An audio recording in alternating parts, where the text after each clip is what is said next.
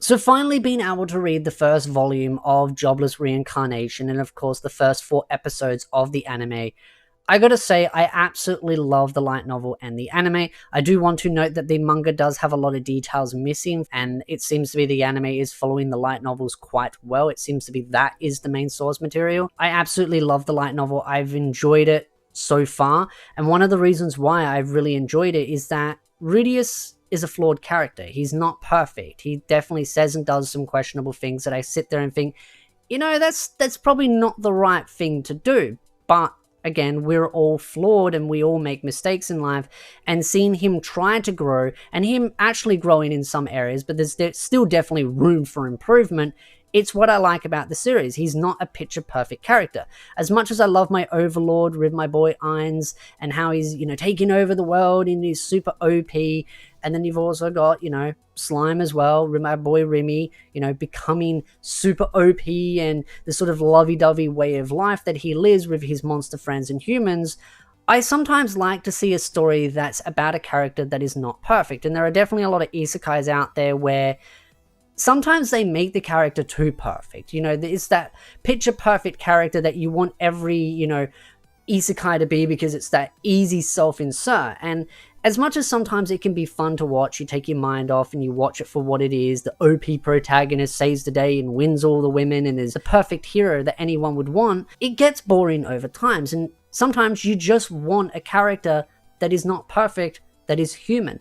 And that's what I feel really stands out about this character, is that he is human. He's flawed. He's not perfect. Again, he's made mistakes in his previous life, and he's still, making mistakes in this current life, however big or small. He's also making major development as well, and that is what I really do like about it. Roxy is one of the first major characters I feel that really helps him grow, especially with his phobia of not wanting to leave the confinements of the actual property itself, the front and the backyard, particularly, again, the sort of yard as a whole. I love Roxy. I think she's an amazing character. Obviously, more is going to happen in the story, so keep spoilers out of the comment section, please. But I really do love her character development. I love the actual impact that she had on him, and of course other characters as well throughout the volume as well, and how the volume definitely ended on one of those where you're kind of like, I want more. That's basically how Volume 1 ends. It ends with that feeling of, I need and I must have more. And I think that was really,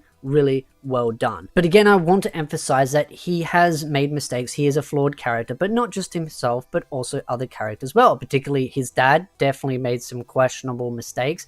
But you can kind of understand him a little bit more, because again, the light novels goes into detail, understands that, he's got his strengths and his weaknesses as a character, but he definitely makes some very questionable mistakes, especially when, he does the naughty with the particular maid in the house. But at the same time, she also points out in her own mind that she was the one that tried to persuade him as well. But I blame both of them equally in my eyes. They both made that decision to do what they did, which led to the maid getting pregnant with a second child for the mother as well. And it just, again, they're flawed characters. They're not perfect. They make mistakes.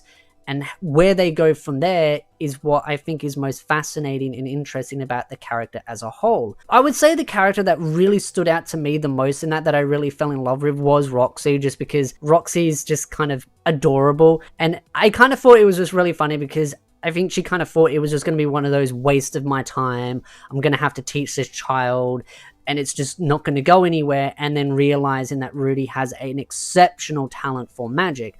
And again, I think that just falls on the fact that because of his previous life, he's got some skills that he can pull from, and it gives him a little bit of a head start. But it's not like he's like leaps and bounds to the point where he's super OP, because as noted throughout the light novels, he meets an elf that was able to also do the same things as him, which was casting spells without needing to say the incantation. So this particular elf that he meets is able to do the exact same. Though I think what was really funny was just the way they became friends, and he thought that it was basically a pretty boy until, something went wrong in a certain room and discovered that he is in fact a she. And I think that was a big wake-up call as well, where I think he had the right intentions in mind. He just wanted them to be comfortable, it's wet, get your clothes off, we're all, guys here, and then realizing, oh, you're not. And I think, again, he should have taken the obvious hint when they said no from the start, but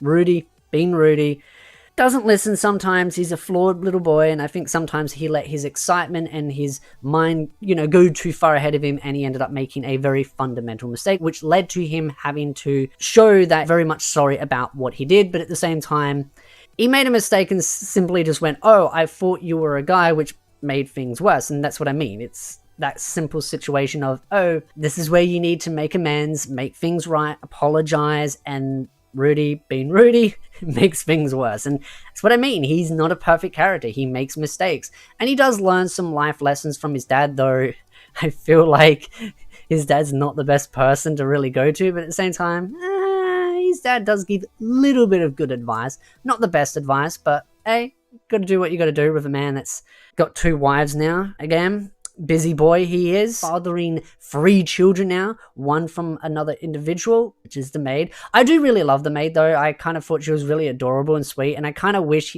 Rudius didn't get on such a bad foot with the maid, but at the same time, Rudius being Rudius, he gets a little bit feisty and gives that weird look to her, which then ends up leading to her kind of distancing herself. And I can definitely understand why she is the way she is, but the fact is that she owes a great deal to him now, or at least she feels that way because of the fact that he stood up and defended her when he kind of knew that the situation was not really the way he played it, but he made up a story to make the dad worse so that the maid could stay there and have the child there and not risk dying out in the snow during the winter season. And I think, honestly, it wasn't a matter of maybe she might die with the child. I think it was obvious that if she had to go back to her hometown with the child would die, and so would the maid as well. So I think it was obvious that Rudius did not want that. I mean, yeah, he can definitely be a dirty little boy, but I don't think he's cruel and evil. So I can definitely understand why he did what he did and threw his dad under the bus and was basically like, oh yeah, daddy pursued her. He's the one that did all the wrong. We shouldn't throw her out. I think at the end of the day, they both were just as responsible for what they did, but hey, the dad's got to take a bullet to save a baby and the maid. I think he's got to do what he's got to do. Rudius did the right thing at that call, though. I don't know if I would have done it exactly the same way, but at the end of the day, the result was what he wanted, so it worked out fine. Overall, I love the story, and I think very interested to see where it goes from that point onwards. I have a general idea of where the story is going because of all the spoilers out there, but just knowing exactly how the path plays out is what is really going to interest me, and seeing new characters and exploring parts of this new world, and I'm absolutely loving it. I think it's just a really good series that, again, I feel like is only going to get hate because people seem to have this tendency that they don't like flawed characters, that they expect these OP protagonists to be godlike and perfect in every way, shape, or form. And I just think as much as that can be fun in an isekai, it does get boring. So it's nice to have a breath of fresh air with a character that just, again, is flawed. Again, I'd love to know your thoughts in the comment section down below. What are your thoughts about the anime so far and the light novels? There is definitely attention to detail missing from the actual anime itself compared to the light novels, but I think the light novels and the anime both are really good, and I think the anime's done a really, really good job at taking from the light novels as a whole. I assume the light novels are the main source material. I do know about the web novels. I know the web novels are finished, but there is apparently some differences between the web novel and the light novel. Very minor. There's some extra side stories, that kind of stuff. I don't know too much about the web novels other than just what some web novel readers have told me when asking about the differences between them, and they've just pointed out minor little things. So it is what it is. I will continue to read the light novels in sync with the anime so that there are no spoilers. I'm not going to sprint ahead of the light novels and review them. I will keep it all in sync. And I will do also character analysis videos as well on the side if there's anything extra that I want to discuss about. So again, if you like this content, hit the like button, subscribe for more anime content, and I will see you, beautiful nerds, in the next video.